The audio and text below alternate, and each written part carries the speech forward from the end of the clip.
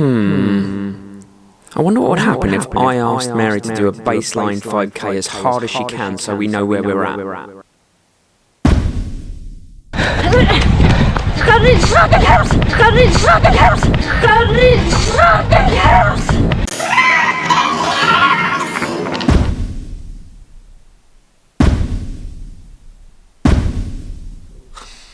Yeah, we'll give it a go. Mary? Yeah?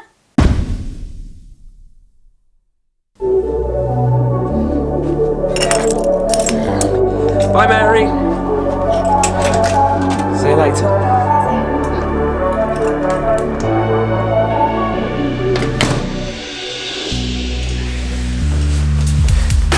You may notice I'm in a hotel.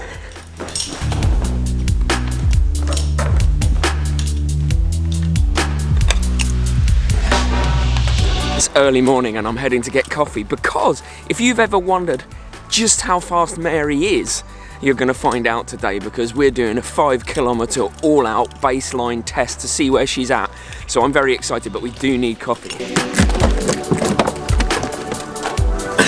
And we're actually in Mary's hometown of Congleton up north. We drove up yesterday, very sad really, but Mary's uncle died of non-COVID related causes, but we went to the funeral yesterday. So we're up with Mary's kind of family but staying in a hotel, and there is a local park right near here where they do the 5k park runs, and Mary's going to give it her best shot round there in about an hour.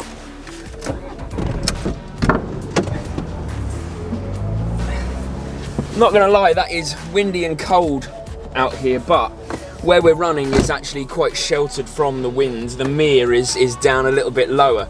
And the reason we're doing it is because Mary's got her half marathon in 13-ish weeks time and the marathon in about 30. So we just thought it would be good, I thought it would be good, to baseline test, see where she's at with her 5k. Is she anywhere near her PB or what happens today?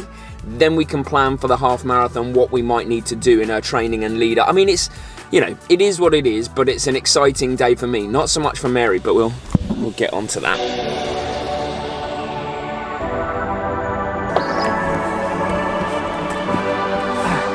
So it's important to note that actually, hang on, this is not a PB attempt for Mary. This is very different to a PB attempt. This is just seeing what's in the tank, seeing what we can get out of her, and seeing what benefits the training that she's been doing have had. Because remember, she did that month of running every day for 30 days. She's run a half marathon 4 weeks in a row now. She's done speed work on a Tuesday, so that we've been doing what we think are the right things, but we need to check if they have been the right thing. I need to get her coffee to her. That's most important, otherwise I'm going to get told off. Hi, Rana. Hi. How you doing? Good. I bought you coffee. Thanks. It's that top one. Here we go. How you feeling? Right. Yeah? Yeah. Good.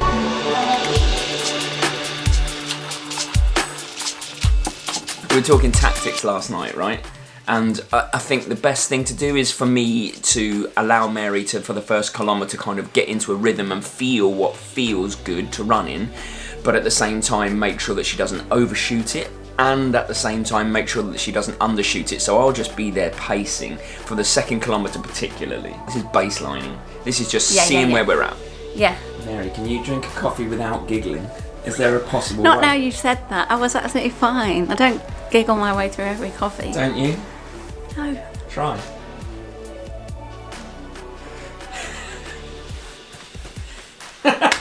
Damn you.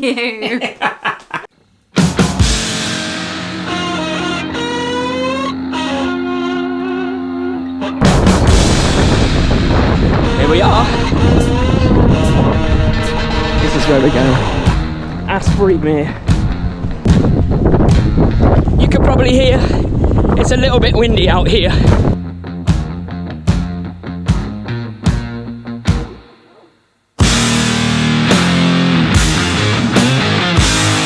We're just doing some warm-ups, lateral steps for now. Just getting ourselves ready, going through ranges of motion.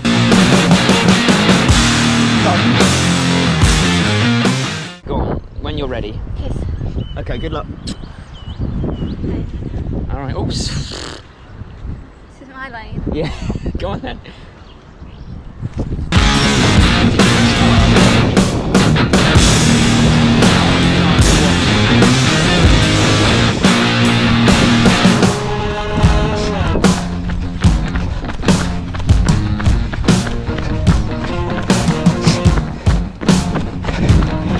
all about being smooth right now.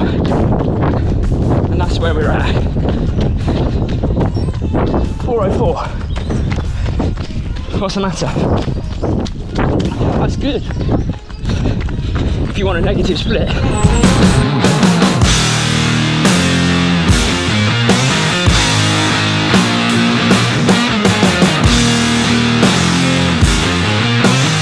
Alright, we're over halfway.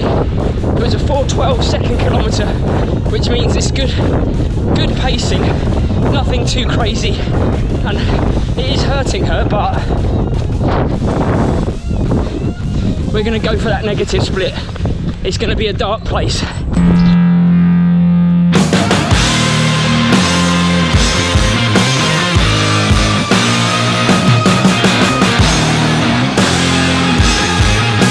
Focus on technique now.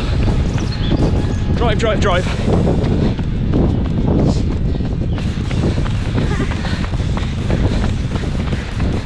Don't look at your watch, just go for it.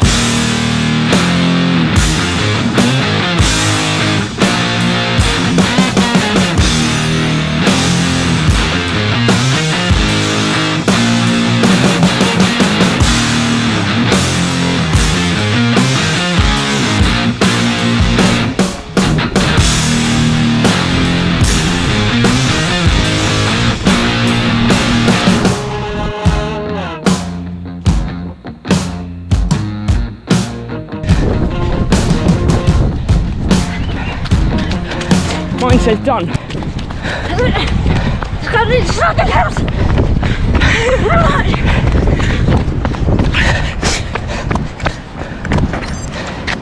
Great work.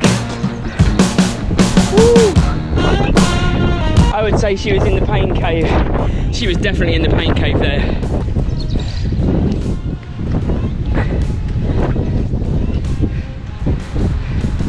Well done, Mare, that was hard. Not a good conditioned day.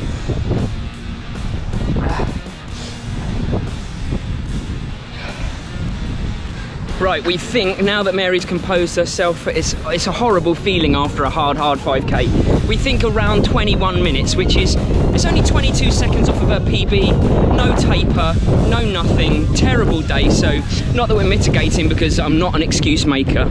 I don't think you should ever make excuses for how you run. You just kind of pick it apart and then you decide how to do it the next time. But on this occasion, around 21 minutes was the time. So we need to work out what we need to do, pinpoint where we need to go from here, so that we can get Mary faster over 5k first, and then move up to kind of half marathon training to get speed over the half marathon distance. That's the aim for this whole process, really, is to work out what we need to do.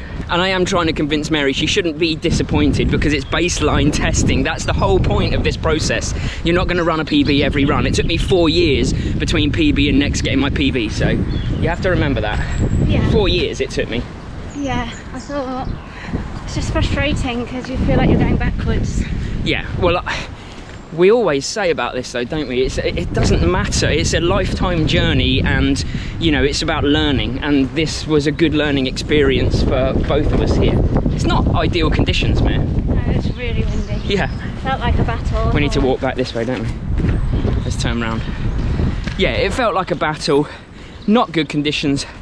Literally just the day and how you sleep could make a bit of difference, so yeah, be kind to yourself.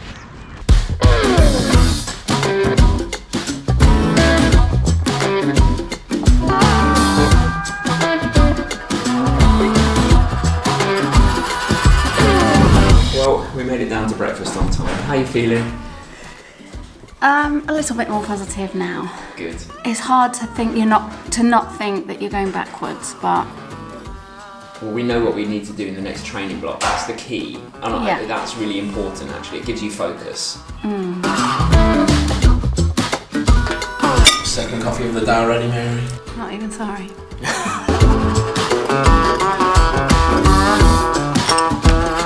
Okay, nearly time to drive back home, and I'm going to pick apart the run when we're driving back home, but I'm actually a lot more positive than Mary perhaps was at the end of this run for a few reasons, and you can pick apart this time trial, and you can see exactly where you need to screw down by doing a few things. So I'm going to talk you through it in case that you've done your own time trial of 5 or 10k, what the kind of markers that you would look for, and then how you can tweak your training thereafter. And we'll talk about that once we've got out of the room and we're heading back down south to sunny Sevenoaks. I'm assuming it's sunny down there. It's always sunny down south, right?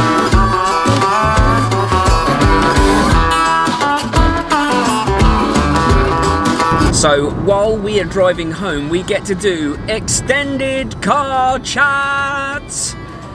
There really needs to be a jingle. What I'm going to do now is I'm going to talk you through, I'm going to look at Mary's results on Training Peaks. You can use Strava, you can use whatever app that you would use to look at your runs, Garmin. I'm going to look at the results, and then I'm going to talk through how you kind of interpret the data, what you look for, or what I look for anyway, and then that can inform the next step. First thing I would do is look at the splits that Mary ran. And so there's the splits. All pretty even. One of Mary's main issues in the past has been going really hard and then backing off too much, going really hard. This is much more even. So here's the next thing. I asked Mary to aim to negative split, as in run the second half faster than the first half. I think it's a sign of a good runner and a sign of someone that is able to pace a race. And if we look at this bit, the first half of the run and the second half of the run, there is 1 second difference, which is amazing. That's as good as a negative split. So now let's talk about how I interpret what I've just showed you in terms of the splits, in terms of the pace, and in terms of the negative split. Now, here's how I interpret this. Mary's PB is what, 2036, 2038, something like that? Yeah. So you were 30, 40 seconds off of your PB, which I think, first of all, is understandable because A, you've only been training for marathon, and in slow runs, you've done very little speed work. And that's been for over a year, right? So you haven't done a protracted block or a focused block of speed work. I would expect that. I wouldn't have expected Mary necessarily to run a PB today. She could have done maybe in better conditions, but that's by the by. So I think endurance-wise, your split stayed the same, right? And you near enough negative split, first half, second half. So you have the endurance in your legs. That's there. She was able to hold it for the 5k. She wasn't able to hold the speed for the 5k. So for me, it's the speed that you need back in your legs. You haven't got that. And we got what? We've got like 30 weeks until the London Marathon. We've got half marathons in 13 or 14 weeks. It's actually perfect to have a focused block of speed work. So in short, the way I'm interpreting the data is that Mary's run reasonably even splits. That's good. Pacing's getting better. Her third fastest 5k that she's run, that's good. And also she managed to negative split or near enough negative split. So again, the aerobic base is there. So we're focusing on speed. And I'm going to tell you how we work that into our next block when we stop at the services. So where do we go from here? Shall I tell them where we go, or where I suggest that we go? Yeah, please. Okay, well, I just think if it's a case of finding some speed in your legs, then maybe that we focus for a training block on speed. But we're still not ignoring the 80-20 principle. I'd say the majority of your running is going to be base. But we're going to have some really interesting sessions, like some kilometre repeats, like the 30-20-10 sessions, some tempo. So things that will keep it interesting, but will add speed into your training, which you haven't necessarily been doing. Yeah, I feel like I need to practice running hard kilometres at that speed. Yeah, because you do the 30-20-10s, but that's 10 seconds hard rather than kilometre hard, yeah, right? I'm not used to running at like around 4 minutes. It's speed endurance. So that's where we're going in the next block. So once we get to that next block of 3 weeks and then a week of recovery, we will probably then just retest. Maybe Mary might wear the Alpha Flies, and maybe it's a nicer day. Yeah, but I'm going to be positive. I'm going to take the positives, like you said, not focus on any disappointment, and like my jump, I'm going to believe that You got this. you got this.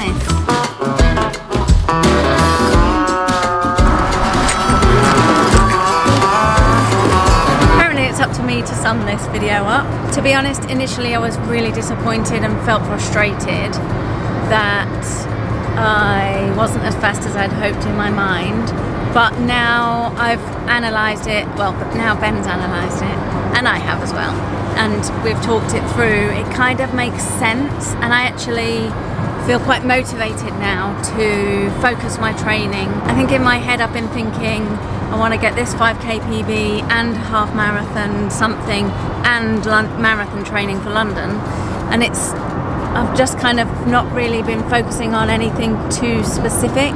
So this is quite motivating for me to think I'm going to go into a block of more focused speed work for 5k, and yeah, feel quite driven to seize it and do my best and give it my all. Can I just say, Mary, you know you were taking the mickey out of me for doing lots of hand movements. That's all I can see in my peripheral vision. Okay.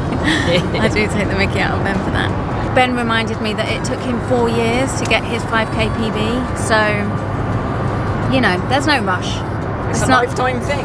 Yeah, and I'm only 2 months back into properly consistent training, and looking back when I got my last 5k PB, I'd had a good 8 months of consistent training before that, so I've just got to be patient, keep going. It's all about the consistency and getting those sessions done and staying positive, so I can do that. Well summed up, Mary. Thanks. Bye. Bye.